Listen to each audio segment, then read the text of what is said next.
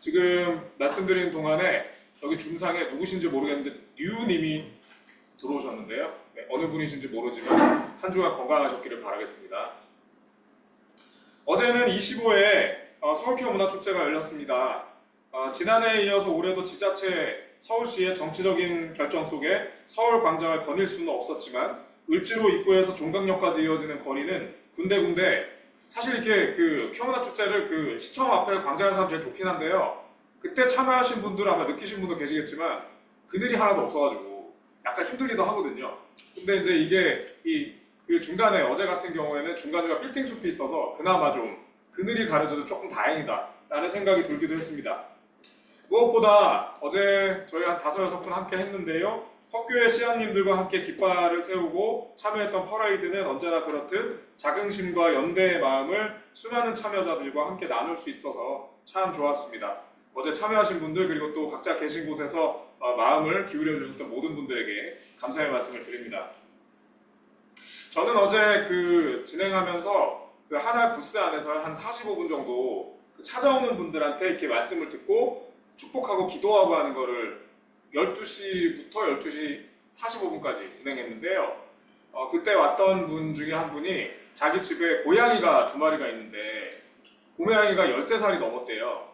그러니까 고양이가 13살이 넘으면 사람 나이로 한 68세, 70세 되는 거라고 말씀해 주시더라고요.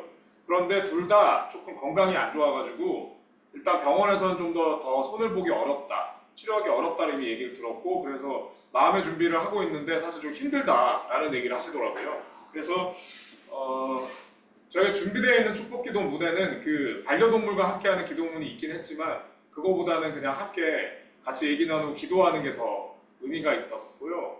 그래서 그런 이야기를 나눌 수 있어서 저에게는 또 되게 의미가 있는 시간이기도 했습니다. 퀴어문화축제는 아까 종아님께서 기도하면서도 말씀을 주셨긴 했지만 사실 장소 확정부터 이미 전쟁에 가까운 상태에 돌입합니다. 지자체와도 싸워야 하지만 하지 않기를 바라는 의도를 계속해서 은근슬쩍 내비치는 경찰과도 계속 신경전을 벌여야 됩니다. 무엇보다 예상 개최 장소에 대한 신고를 선점하려는 혐오 세력보다 한 발 먼저 관할 경찰서 민원 접수 순번을 확보하려고 하는 것은 몇 달 전부터 싸움이 벌어지는 거죠. 거의 그건 현장에서 첩보, 기습, 점령, 방어 등 제가 장교 양성 과정에서 배웠던 보병 전술 개념을 대부분 사용하는 상황에 놓이곤 합니다. 수년 전에 종로경찰서에서 제가 밤샘을 하다가 제 앞에 혐오단위가 그 혐오단위에서 이렇게 알바를 하셔가지고 이렇게 돌아가면서 한 분이 계셨어요. 그래서 이렇게 1번이 이제 저하고 같은 팀이고 우리 팀이고 2번이 그 사람, 3번이 저, 4번이 또 그쪽 혐오단위. 그래서 서로 조그맣게 눈치 보고 막 이러면서 앞으로 이렇게 가려고 이러고 앉아 있는 거죠. 근데 이제 그분이랑 얘기를 막 이런저런 얘기를 막 나누다가 이분이 허리가 좀 아팠나 봐요. 잠깐 일어나가지고 이렇게 한 발짝 두 발짝 앞에 가 이러고 있는데 제가 이렇게 앉아있다가 쓱 옆으로 가서 이렇게 앉았거든요. 그랬다가 백병전을 할 뻔한 상황도 있었습니다. 올해는 거기에다가 그 팔레스타인을 침공한 이스라엘에 대해 미온적 태도를 취하는 국가들의 대사관 그리고 초국적 제약회사 참여 반대 여론 등이 내적으로 막 일어가지고 내적인 몸살을 굉장히 앓기도 했습니다. 어제 가보니까 그 대사관들 있는 그 부스 앞에서 그 팔레스타인 이슈를 가지고 되게 집회를 또 하시기도 하고 그래서 참 이게 뭔가 이렇게 많이 되게 자리를 잡으면서도 내적인 이런 어려움도 있구나 이런 생각도 들기도 했습니다. 팔레스타인 같이 멀리에서 떨어져 있는 사건이 이 땅의 퀴어문화축제에도 이렇게 영향을 끼치고 있는 것을 보니까 정말 모든 것들이 긴밀하게 연결되어 있고 어느 것 하나 진통 없이 완성되는 것이 없다라는 것을 다시 한번 깨닫게 됩니다. 사실 마음 같아서는 자고 일어나면 아까 성원님이 기도도 하셨지만 정말 이런 상황 그리고 이런 상황의 어떤 실질적인 어떤 거에 늘 등장하는 이 대통령부터 좀 확 바뀌면 좋겠고 혐오 세력은 한순간에 사라지면 좋겠고 그 다음에 우리의 선교 협력 관계에 있는 이웃들의 상황이 한순간에 다 좋아지면 좋겠고 그러면서 지구의 생명력도 갑자기 확 다 좋아지면 좋겠고 하지만 세상에 공짜가 없듯이 내가 걸어가지 않는 한 한 걸음이 그냥 이루어지는 법은 없다라는 생각을 다시 한번 하게 됩니다. 날이 많이 더워지고 있는데요. 여러분 모두와 연대하는 이웃들의 몸과 마음에 한들 평화가 깃들길 기도합니다.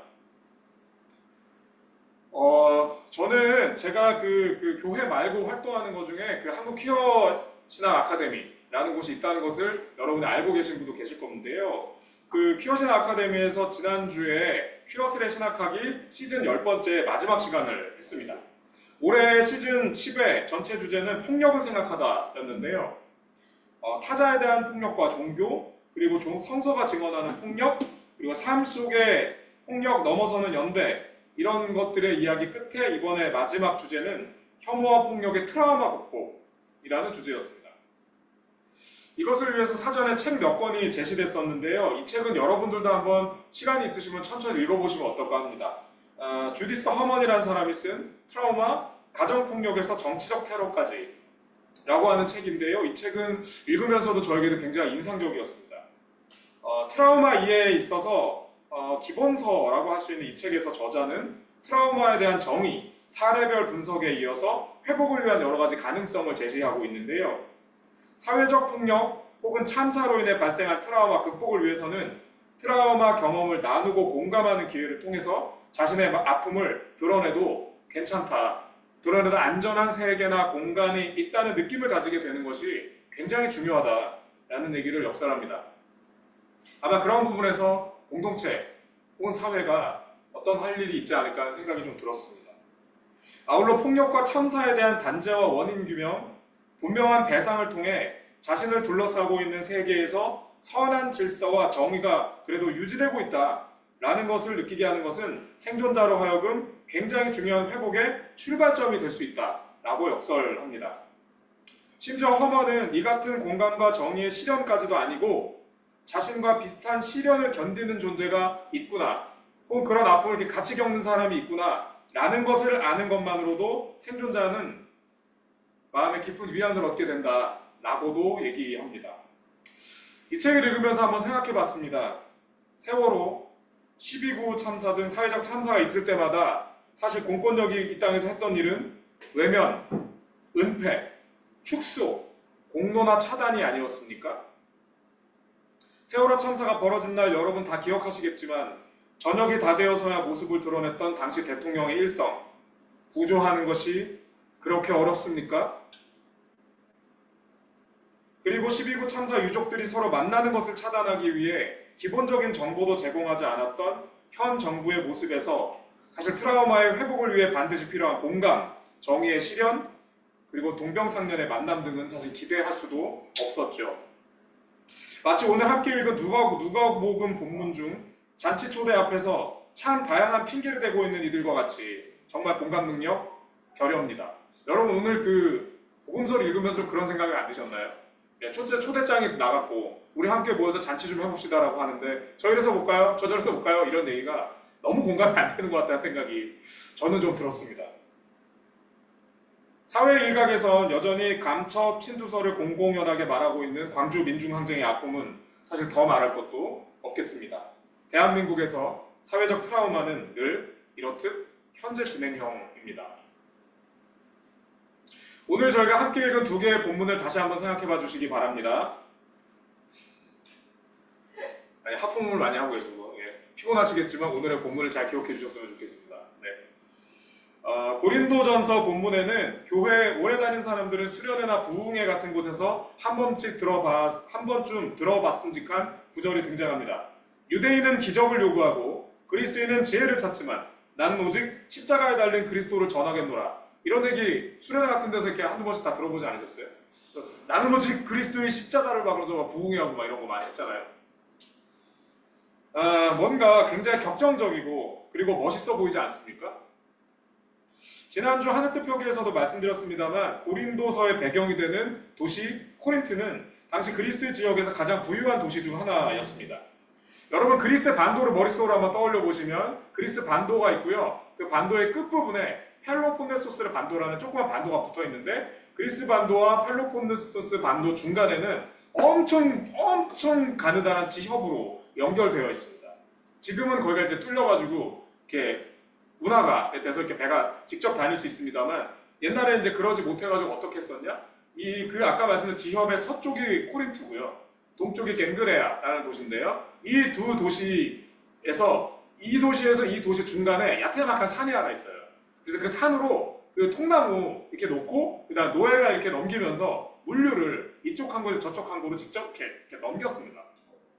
근데 이게 생각해보면 옛날에는 바다를 다니는 것 자체가 굉장히 위험하잖아요. 그래서 그 물류 중에는 뭐도 있었냐면 아예 배를 그냥 그 위로 넘기기도 했습니다.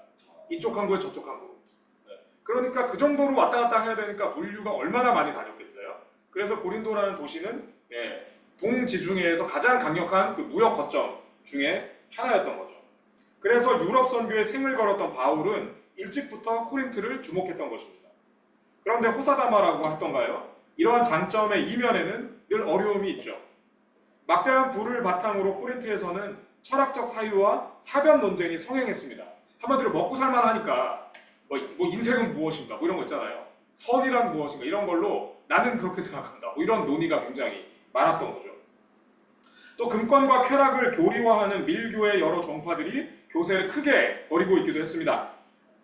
그 앞에서 매우 소박했으며 또 교리도 아직 정교하게 다듬어지지 않았던 예수 신앙은 그들의 눈에는 굉장히 저급하고 하찮은 존재로 보일 수밖에 없었죠. 포교 현장뿐 아니라 어렵게 만들어진 그 조그마한 교회 공동체 안에서도 더욱 분명하고 고차원적인 교리에 대한 요구가 이어졌던 것으로 보입니다. 많은 코린트 시민들에게 예수 신앙은 저열하고 무지한 맹신에 지나지 않았던 것입니다. 또 이 번화한 도시에는 일찍부터 유대교 디아스포라가 자리 잡고 있었습니다. 선교 활동 초기 유대교의 분파 정도였던 예수 신앙은 각 지역의 유대교 회당을 중심으로 포교 활동을 전개했습니다. 아마 여러분들이 왜 사도행전 같은 거 기억해 보시면 베드로가 회당에 가서 말하고 이런 거 나오잖아요. 초기에는 다 그랬을 겁니다. 그러던 것이 유대 전쟁으로 예루살렘이 파괴된 이후 내적 단결로 위기를 극복하려 했던 유대교 내부에서 이단 색출과 추방의 광풍이 불기 시작합니다. 소위 정통 유대교인들은 예수신앙 공동체에게 납득할 수 있는 야훼 하나님의 계시, 니네들이 진짜 이단인지 아닌지 하나님이 니네한테 뭐라 그랬는데 라고 하는 계시를, 즉 이적을 요구하기 시작했습니다. 교주가 신의 말씀을 전하다가 십자가에서 비극적으로 죽었다라는 말 이상을 하기 어려웠던 초기 예수신앙 공동체가 척결 대상이 된 것은 충분히 짐작 가능하겠습니다. 코린트시의 교회 공동체는 내외적 어려움 속에서 사회적 배척과 공동체 내적 분열 등의 아픔에 직면해야 했습니다. 아마 이 상황에서 무언가를 전하다가 쫓겨나기도 하고 아니면 나 예수 신앙이야 라고 하면 갑자기 이웃으로부터 홀대를 당하기도 하고요. 아니면 같은 공동체라고 믿었던 사람으로부터 오히려 적처럼 비난을 당하기도 하고 아니면 그 전까지 같이 먹고 그렇게 했던 유대교 공동체로부터 넌 이단이야 라고 해서 다 쫓겨나고 막 이런 경험들을 막 했어야 됐던 것이죠. 그들은 자신들이 겪었던 트라우마, 아픔의 극복을 위해 어떤 해법을 찾았던 것일까요? 남겨진 사료의 한계상 더 정확한 사실을 확인하기는 어렵지만 유추해 볼 수 있는 것은 그들이 자신들의 어려움에 매몰되지 않고 위기에 처한 이웃들을 돕기 위해 발벗고 나섰다는 것입니다. 고린도전서 16장 1절에 보면 더 어려운 성도들을 위해서 헌금을 모읍시다 라고 하면서 돈을 모으고 지원하고 하는 장면이 등장하죠. 또 브리스길라와 아굴라와 같은 아주 위대한 평신도 포교사를 배출하고 교회 차원에서 이들을 적극적으로 지원하기도 했고요. 사랑장으로 명명하는, 여러분 고린도서 13장 다 알지 않습니까? 사랑은 언제나 다시잖아요. 거기에 보면 정의로운 사랑, 그리고 이 정의로운 사랑은 불의를 기뻐하지 않고 진리와 함께 기뻐한다 라는 말로 이 공동체가 이 어려움 속에서도 정의 그리고 함께 끝까지 사랑하겠다 라는 길에 서겠다 라는 것을 주장하고 실천하려 했다는 것을 알고 있습니다. 유대인은 기적을 요구하고 그리스 사람은 지혜를 구하나 우리는 십자가에 달리신 그리스도를 전합니다. 이 선언은 감당하기 어려운 사회적 그리고 공동체적 상황 앞에서 더욱 사건의 현장으로 더욱 깊은 연대로 그들의 아픔을 이겨나갔던 우리 신앙의 선배들의 신앙 고백은 아니겠습니까? 제가 아까 처음 하늘뜻 펴기 시작하면서 내가 걷지 않는 한 걸음이 그냥 이루어지는 법은 없는 것 같다 라고 말씀드렸던 것을 기억하실 겁니다. 무척 지치고 힘들지만 결국 그에 대한 해법도 또 해결되는 장소 또한 어려운 삶의 현장, 바로 그 자리가 아니겠습니까? 그런 점에서 볼 때 기적도 사변적 논리도 아닌 십자가에서 답을 찾았던 이들의 신앙적 해안은 지금을 사는 우리들에게도 여전히 소중한 가르침을 주고 있다 하겠습니다. 사랑하는 여러분, 지금 이 순간에도 묵묵히 자신의 마음속에 간직한 십자가의 도를 따라 소중한 한 걸음을 걷고 있는 이들이 김영균 재단에서 Q&A에서 명동 2지구 재개발 현장에서 성소자 위기지원센터 띵동과 무지개 예수 등에서 그렇게 활동하고 있음을 기억했으면 합니다.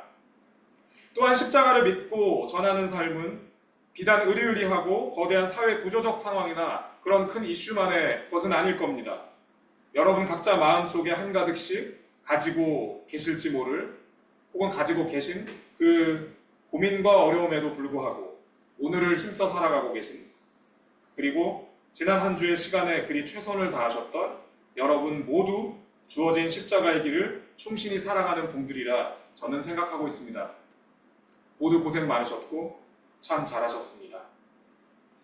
우리 함께 격려하며 그렇게 공감하고 그리고 또 응원하며 분발하고 이웃을 살피는 걸음, 십자가의 도를 전하는 헛교회 공동체가 또는 우리 각자가 되어 갔으면 합니다.